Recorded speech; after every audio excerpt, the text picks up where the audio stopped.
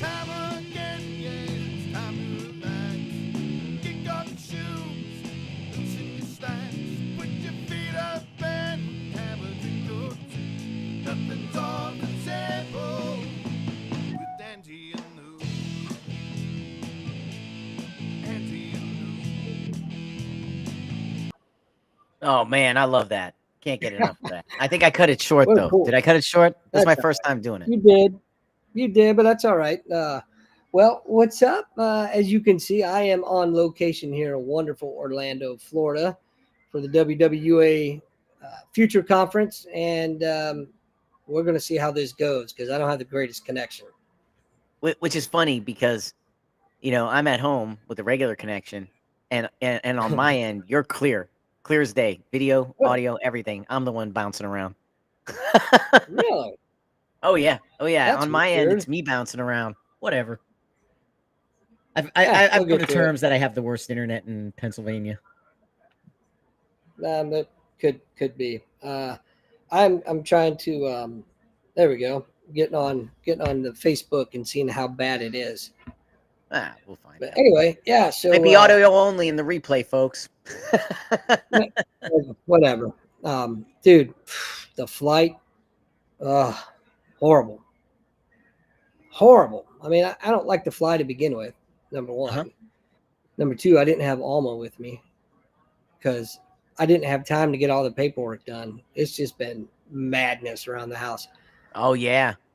But what was killing me is there was this probably 2 or 3 year old kid behind me that would just scream at the top of his lungs just for shits and giggles, man, throughout the whole flight. And it was really, really fucking with me.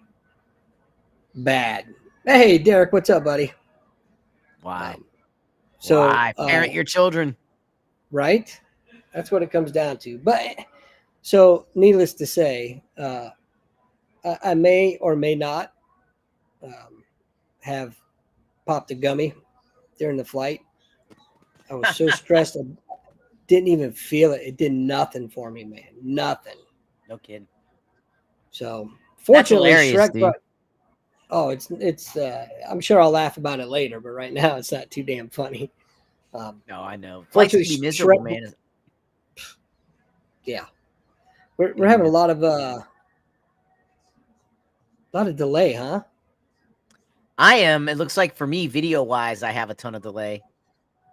Hmm. Maybe, yeah. Well, whatever. You know what? Here, I could turn my video off. Is my audio good? The audio's fine. Yeah. Then here, we'll just. Well, I don't want to be the only one on camera. That's no fun. I don't have anybody to look at except my ugly face. That's Here, horrid. we'll see. Maybe we'll put it back on. Maybe it'll smooth out. I don't know. I'm the one streaming though, unfortunately, so I can't log out and log back in. Otherwise, it'll kill everything, and we'll never get Yeah, back on. we'll play it by ear. Well, let's see. What do you guys out there in the audience land? Is it too choppy to follow? Let us know. Let us know in Yeah. the chat.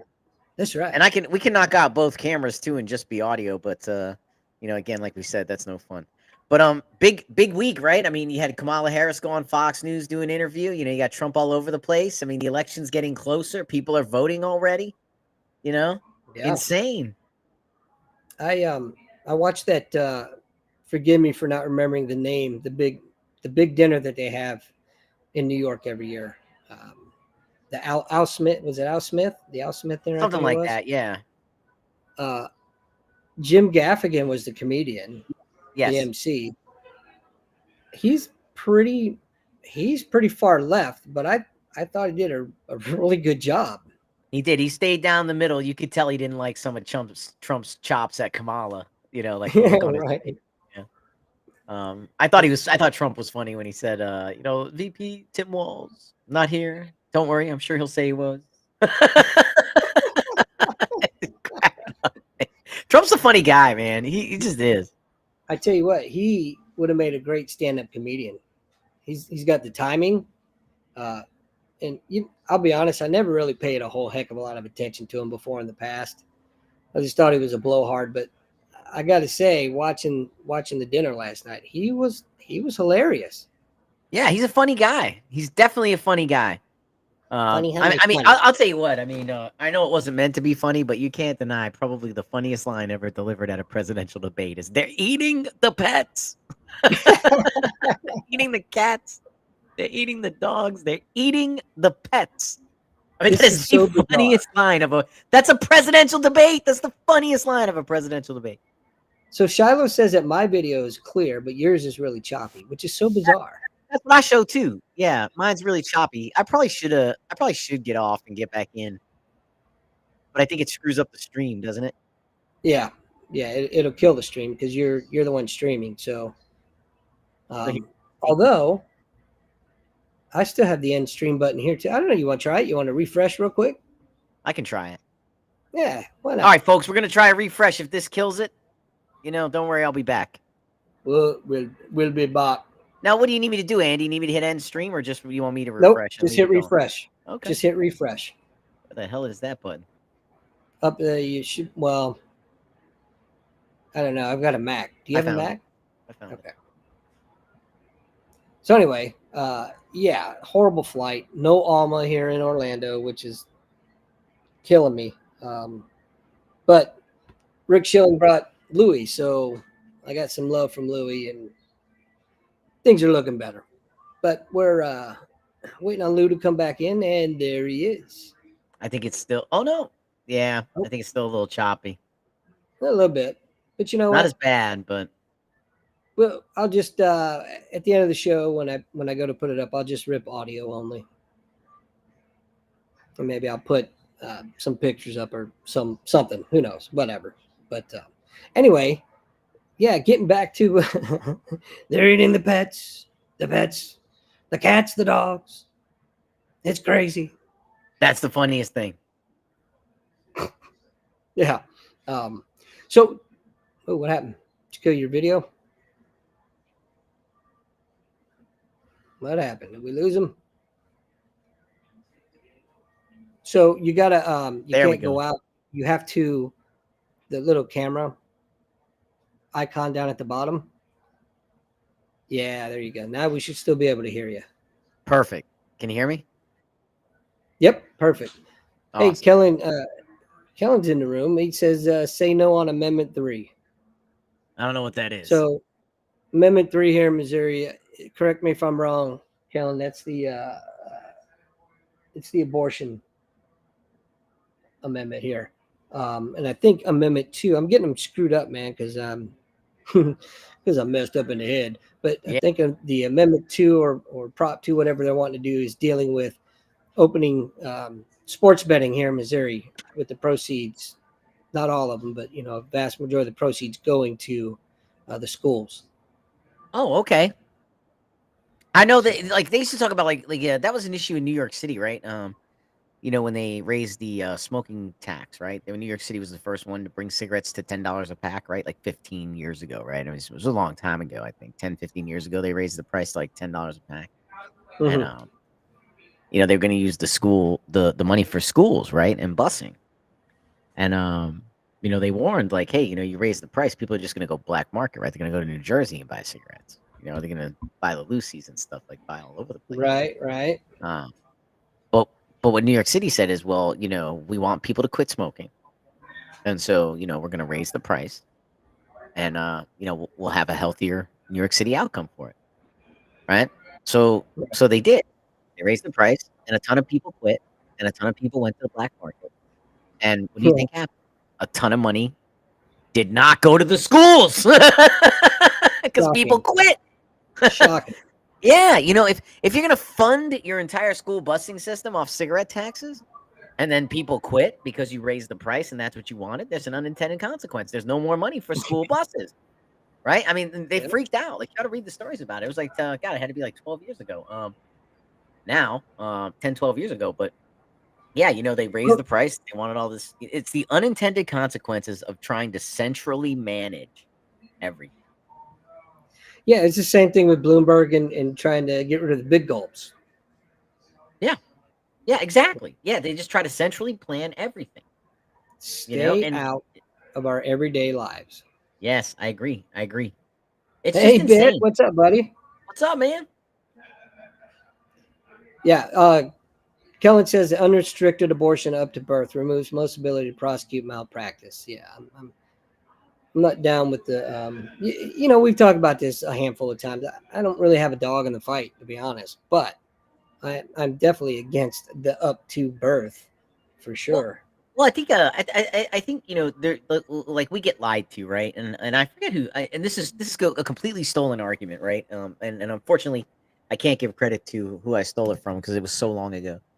Hey, Brian. First of all, the argument is framed wrong, right? You know, just because I'm pro life doesn't mean I'm against a woman's right to choose, right? I think women should have a right to choose things, right? And just because you're pro-choice doesn't mean you're anti-life. You know what I'm saying? And so we've Right. allowed these things to be framed incorrectly from the outset, and so it creates this tension in the terminology that doesn't exist in the actual argument, right? So first of all, it's misframed to begin with. Pro-life people are not anti-choice, and pro-choice people are not anti-life, right? We just have different views on this. The other thing that they lie to us about continually, and I'm surprised nobody else points this out. I mean, well, they try to point it out, but they don't explain it, right? But in poll after poll after poll, right? Majority of Americans are for abortion. They're for it. They think it's okay. It's not the greatest thing in the world, but when they poll it, 70 to 80% of Americans are okay with it. When they poll abortion, 70 to 80% of it, the exact same number of people that are for abortion think abortion in the third trimester is 100% murder and freaking abhorrent. Okay? So the point that I'm trying to make, and the point that this person was trying to make when they were going through the numbers, is we are more alike on this topic than you would think. The majority of Americans agree. In the first 6 to 15 weeks, right? It's okay. I'm not here to sit here and say it's wrong. I'm just here to right or wrong. I'm just here to tell you, in poll after poll after poll, majority of Americans think 6 to 15 weeks is okay. In poll after poll after poll, in the third trimester, it is freaking murder and abhorrent. So we all kind of agree. At least 80% of us agree. Brian says they can choose their actions, not their consequences. And I'll agree to disagree with that to a point, because they can choose their consequences. They choose to ignore or not accept them by their actions. But I think they definitely have the ability to choose them. They just don't. Yeah, I think people you had the old mantra, right? Safe, legal, and rare, and we've just gone a long way from there. It's now it's on demand anytime, and it's about a woman's right to choose. But I'll tell you what, aside from abortion, here's what I want to know about a woman's right to choose, right? Is that a woman's right to choose all the time, or when the choice is acceptable? Right? Because there were a lot of women that didn't want the vaccine. And these things got people's jobs, livelihoods, careers, businesses, they were threatened.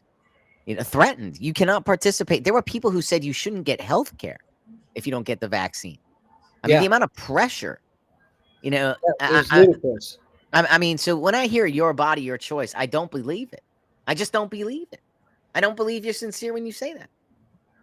What about? No, I'm not even going to open up that can of worms tonight. Maybe I will. I was just going to say, what about the man's right? It takes two to tango, right? It does, and I think there are some states that have, there's certainly lobby organizations that push for fathers' rights. If the father wants to raise the child separate from the mother, why can't the mother bring it to term and hand it over? Right. But I don't know. Again, I'm not here to sit here and say, I know what I would do. I'm not here to sit here and dictate what other people should do. I know what I vote. I know what I think, and I think I fall right in line with with the polling, right? I'm like, I don't like it. I don't like it, but if you get it done within the first like 6 weeks, I think it's okay. 6 to 15 weeks, and I think in the third trimester, 100% it's murder. It's freaking murder. There's no doubt about it. It's murder. If a baby can survive outside the womb, it's murder. Now here's an interesting thing. that somebody pointed out, as science gets better and better, that gets further and further back, right? I mean, you Mhm. might get to they can survive outside the womb at 6 weeks, right? So, you know, Well, as when you have things. 20-week preemies that are surviving and That's what I'm saying. It's insane, growing up to be thriving adults. Yeah, yeah. Hey, I would agree with that, Croninger. Yeah, absolutely. You should leave Missouri issues to Missourians. And you know who did? You know who screwed that up? Freaking Republicans. Republicans Yeah. did it. We did it with the oh god, freaking I can't say his name right now because I keep thinking Tip O'Neill. It wasn't Tip O'Neill. It was oh, I could see him. I could see him. But he's the Hmm. one who turned the House elections into national elections, right? And I'm not, and I know you're talking about a bill and a measure and all the money in the national elections things, but they're the ones that took a lot of these state issues and made them national. Um with the election of the congressman, and then all of a sudden you started seeing all the money pouring into these states because they said all politics is now local. I'm Shocking. trying to think of who it was. You know what? It was a former Speaker of the House, and as soon as I see it, I'm going to be so angry. List of Well, Speaker. Tip O'Neill was Speaker of the House under Reagan. Yeah, it wasn't him. It's more when I say it, you're going to be like, Jesus Christ, and you confuse those two. Hmm. It wasn't Paul Ryan.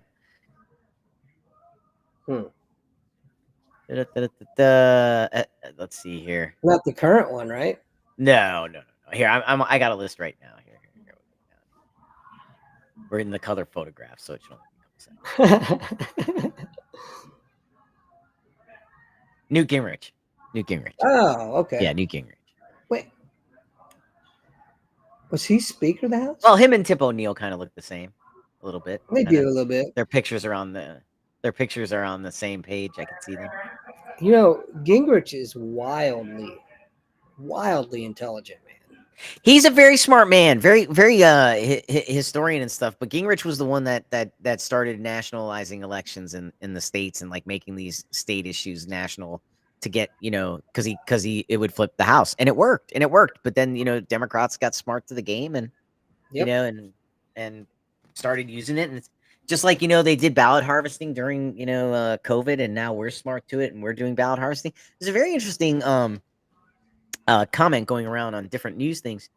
But well, just to wrap up real quick though, Crony, I agree with you 100%. Though Missourians should vote on Missouri issues, and other people should just be quiet.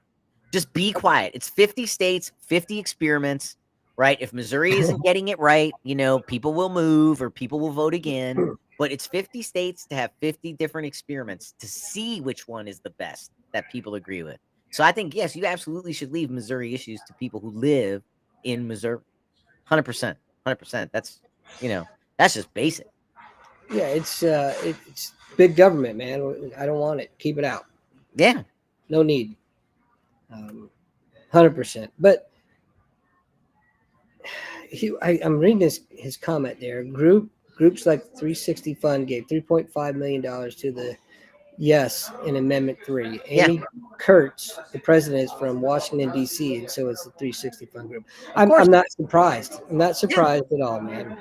Yeah, why would you? If that's the rules. Oh, so that's what I was getting at earlier though.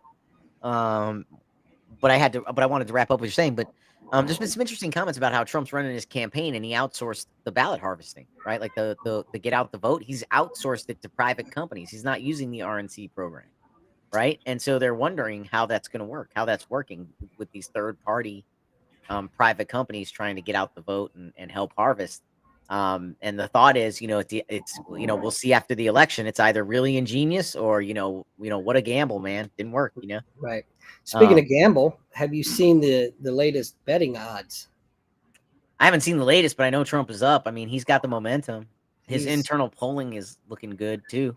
significantly up. Let's see if I can pull up the latest here real quick. Hey, look. The whole thing is there's no there, right? There's no there.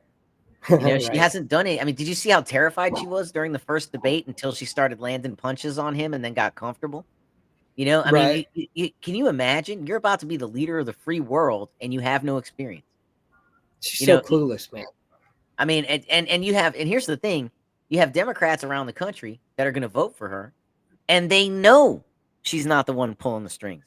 They're just hoping they know, right? Right. Like I don't know, but I think Barack Obama and Ron Klain and all these other people are pulling the strings in the White House. I think, but I don't know. Can you see this? Yeah. Yeah, 57. Yeah, 58 to 41. Yes. Pretty crazy, isn't it? Where just Yeah. a week ago it was almost reversed. Of course. She, Yes, she because was in the lead, but well, and that's what I'm trying to say is that these people, you have these Democrats who think, well, at least, she'll be in charge. But or the people in Biden's White House will be in charge, right? The people running the show. So you won't have much of a change and it'll be safe. But that's such a gamble, first of all, because again, we can't confirm, Obama's the one pulling the strings. We can't confirm that. We don't know right. that. No, And then nobody. there's new information coming out that this really wasn't as organized as we thought it was. Right? There's who just interviewed Sobiak or something? Mark Halpern, who's been in journalism. He's been in journalism almost 40 years, man, right? Mark Halpern he's the one who broke the story about Biden leaving the White House. And he just interviewed with Tucker, and Tucker asked him, how did you gamble like that? Right? Why would you gamble like that? Breaking that story, because you can be sued, right? He doesn't work for a major corporation. He said, well, I knew I had it on lock. I had it locked down. I already knew he was looking to get out. And I knew he had made the decision by Monday. He said, and I knew he was not going to endorse Harris. He said, and in a story that has not broken yet, he said, and I do not want to say things that, whatever. He said, this story has not broken yet, but it is coming. He said, Nancy Pelosi was the one who pushed Biden out, but she did not want Harris. She wanted Shapiro from Pennsylvania, but he's Jewish. So other people didn't want him, but she wanted Shapiro. And he's saying, Halpern is saying that, and he said it's not his story, but it'll break soon. He's saying, had she had known it would have been Harris, she probably would not have pushed Biden out. But she was dissatisfied with Chuck Schumer and Jamal Bowman's handling of Biden not doing enough. And so that's when she hit him on Friday and said, you better get out. And they haven't spoken since. But he wrote his letter to get out. And then he said, Halpern said when he wrote that Biden does not intend to endorse Harris, everyone blew his phone up. And that's why he ended up releasing the endorsement of Harris. But he said even the Harris campaign at the time wasn't sure they wanted his endorsement either anyway, because they were thinking they don't want to, Biden part 2, right? Because Biden was behind in the polls, no path forward. They said it was horrible. It was horrible. Even his internal polling wasn't showing him it, but he kept thinking he's the only one. And he said he still thinks Harris isn't going to. He said when he was assigned Harris as a VP candidate, he was given Harris. That's what Halpern says. He was assigned Harris. And he said he doesn't even think she'll be a good president. He said when they got into the White House, his first orders to the staff was, you put her with world leaders 24/7. She needs to be meeting with world leaders. So he put her on an education track. Well, he said, so he doesn't even think she'll be a good president. But apparently, and then this is the interesting stuff. Apparently, Obama didn't want her either. And apparently, Bill Clinton didn't want her either. And what they were trying to set up, and Halpern goes through the people who said it. He said Barack Obama said it. James Carville said it. They were trying to set up a 2-step process to where they kick Biden out, float candidates, have a convention selection, which puts grassroots momentum, and it appears like it's natural. And he said, but what happened was, and he said, where you have to give Kamala Harris credit, is that she recognized the opportunity, stepped up, and took it from everyone. She didn't give them a chance to do anything because she had delegates already and she had the money tied up. He goes, but don't get me wrong. He said that money was nothing. He said, because in the time since she announced to now, she's raised $1 billion. He said, so that money was nothing. He said, but here's the thing, they believe that all these other guys would have done better and not had the baggage of Joe Biden. But what Halpern and Tucker were talking about in their analysis was that they probably all would have struggled anyway. Everyone would have struggled. It was just, Harris had delegates and money, and that's why these other people dropped out. Like they were saying, because Tucker asked him, like even Gretchen Whitmer, he said, I thought she wanted to. He goes, yeah, but how are you going to go up against someone who has 270 delegates already at the convention and has a war chest of millions? Yeah. He's like, they didn't want to go up, and she saw it and took it. What did you think about the allegations of the plagiarism? Nobody cares. Yeah. Does anyone? I mean, really, does anyone? I mean, college education is garbage anyway. I mean, you and I both have college degrees. But I mean, if you're gonna plagiarize, can you do it a little less obviously? Well, they live in their own circles, man. It's liberals evaluating liberals, right? Yeah. The only reason she's busted is because a conservative looked at it. But she's already got her degree. She's already got her stuff. She's already written, and it's a book. It's not a degree, but my point Right. being is nobody cares. Nobody cares. I mean, I can care all I want, but nobody cares. It's not going to. People that are voting for her are voting for her. People that aren't. Yep, You know, that's factual, man. yeah, I forget Aaron McIntyre on the Steve Day show. I like his analysis of it. He's like, there's no more to learn about Trump. There's no more. Right. You already know. You know what you get. Yeah, you've said all the negative you can say. There's nothing left to hang him with. There's nothing left. You have your 34 felonies. You have your, you have all your campaign ads, all your sound bites. There's nothing left for the American to learn about Trump. It's Nope. all up to Harris. And we still don't know anything about her, really. That's well, and that's probably what they're going to try to do is coast in her. Somebody was telling me, do you think she's going to do Joe Rogan? No, I don't think. no, she's not. I don't think Joe Rogan will let her on. I don't think he'll Huh? have her on. I think he'd have her on because if he lets Trump on, he has to have her on to be fair. But here's my thing, though. Joe Rogan's going to do what he. I mean, you could stare at Trump and Trump will talk.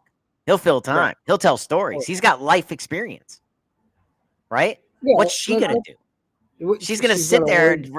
Well, go ahead. She's going to word salad the hell out of that. That's what I'm saying. Rogan's going to ask her, "What's your economic plan?" And then he's going to sit there and stare at her because he's high as shit.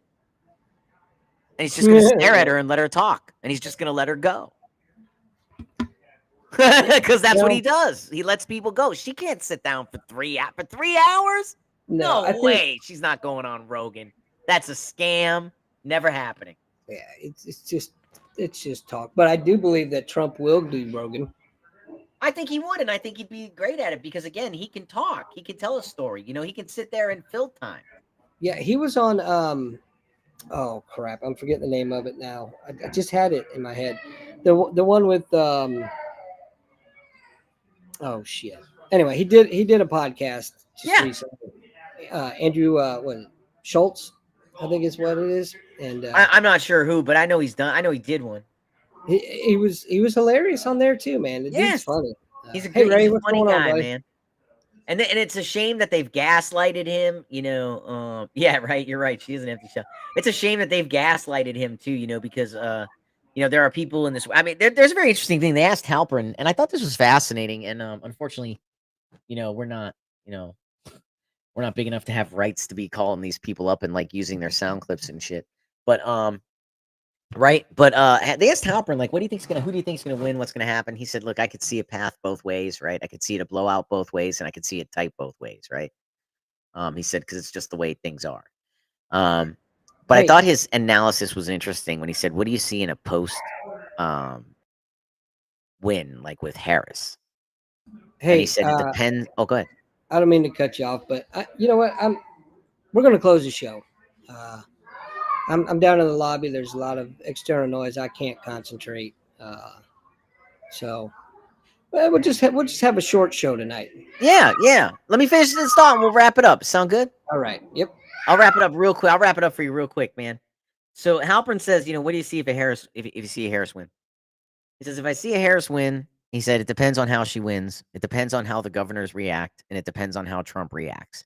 If it's close and the governors do not react appropriately, and it looks shiesty and it looks fucked up, you're gonna have lawfare and potential violence, right? Because people are gonna say it's the second time. And then I thought this was interesting. He said, what do you know? And he went more into detail about that, and he said, I don't think it'll be sustained violence. I think it'll be quick, but people are gonna be upset. And there's going to be issues. He asked, what's going to happen if there's a Trump win? He said, and I can't say it the way he did. I'll do my best. But he said sustained mental health crisis across the nation. For sure. And this was very interesting. And Tucker said, "Well, why? You know, what are you looking at there?" And he said, "Well, he said, what's going to happen?" And he said, and it's not, he said, there'll be violence. There'll be workplace violence. There'll be family violence. There'll be a mental health crisis in this nation. And he said, and it won't be anger. He said, some of it will be anger. He said, but what the majority of it is going to be is that you will have half of a nation that cannot believe or is going to refuse to believe that this nation is evil to its core to elect a Donald Trump. And he said that is what is going to cause the mental health crisis, that these people are going to wake up and believe and tell themselves they are sharing a nation with evil, racist people. And he said, and that is why it will be sustained. He said, if you're a mental health provider, you're going to make a ton of money if Trump wins. Well, it sounds like we need to get our degrees real quick. Well, I thought that was fascinating, you know, for him to say that there'll be sustained mental health crisis and how he laid it out. And I was like, you know what? He's right, because every time you turn on the TV, what is the rhetoric? He's racist. He's a threat to democracy. He's going to lock you up. He's going to do all these things, right? All these lies, right? All these lies. If he wins again, there's going to be a segment of this nation that's going to be like, I cannot believe we share a country with evil people to elect this man. And, you know, the rest of us, of course, who will elect him are looking at them like, I can't believe you bought all that hook, line, and sinker. But like you've said before, Andy, you know, trust the experts. Which experts? The ones that said, vaccines are, the vaccine is 100% safe and effective. That expert, like that stuff falls on deaf ears. It falls on deaf ears. Yeah. Yep. But that's all I want to say. Ray is absolutely correct. TDS is real already. I'm just waiting for it to make it into the DSM. Yeah, he's right. I mean, look, you're right. I mean, TDS is real, but you're gonna see it. You're gonna see it on a scale. I mean, if he's elected, and I agree. I think Halpin's right, man. You know, I know he is. Families are gonna have trouble. You know, it's gonna break a lot of things up because, you know, people believe he's this evil person because of their rhetoric. It's a shame that they did this to this man. It is a shame. You know, the media is complicit. They're all complicit. Well, hey, listen. Thanks for taking the time to come on tonight. I know we're cutting it short, but yep, I can't deal with. I hear it in the background, my friend. I hear it. Hey, listen, Canine Warriors, Canines for Warriors. Check them out. It's our charity today. As we do vets supporting vets. Look them up. Hit up their website. They're pairing good dogs with good people. Look, helping people get out more. Look, I got a buddy. Oh yeah. Look at that, King Louie. Look at Louie. I was just about to say, I like Louie. He's all guy. right. What's up, man? All right, everybody. Hey, thanks for watching. We will we'll be back next week. And hey, season ends next week, so I will finally catch a break, and we'll start getting some more guests back on here. But yeah, where the hell's the music? There it is. Hey, all right, guys. We'll catch you all next week. Peace.